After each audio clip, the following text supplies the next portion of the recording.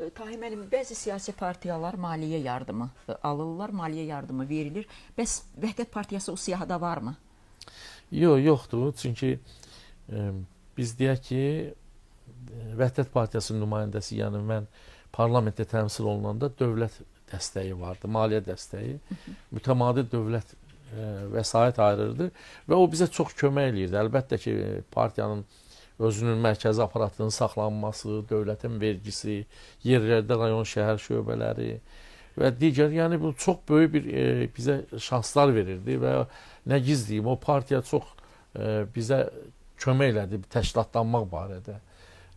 İndi o əlbəttə deputat deyilik, o vaxtdan da maliyyəsi kəsilib partiyanın. Bəs necə saxlayırsınız partiyanın mərkəzi aparatı? Belə deyək də, indi pensiya alıram, mən də kömək eləyirəm kiməsə gəlib getməyinə, belə çətinlik olur.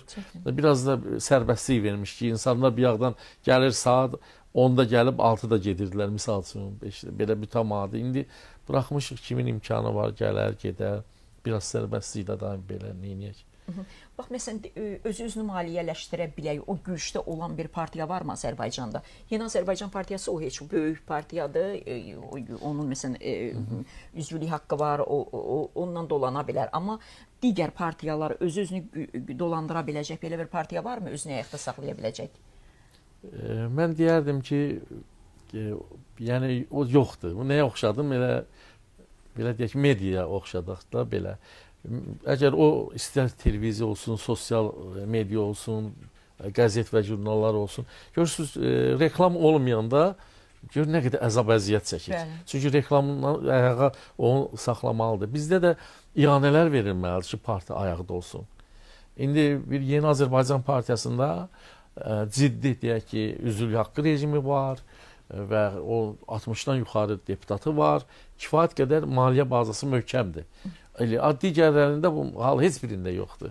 Kimsə atsa üzvlük haqqı toplaya bilər bir neçə partiyada və yaxud hansısa bir yardım ola bilər kiməsə cüzi. Amma bütövlükdə biz müşahidə edirik ki, heç bir partiya ciddi belə maliyyə yardımı ya iyanələr daxil olmur.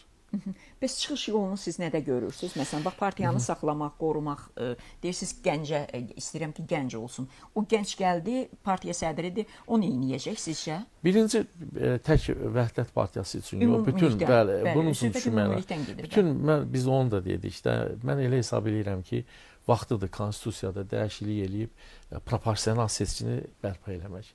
Proporsional seçki imkan verəcək partiya siyahıları vasitəsilə seçkidə iştirak eləsinlər və vətəndaşlar onun həmin partiya səs versinlər. Mən demirəm majoritar tam ləğv olsun.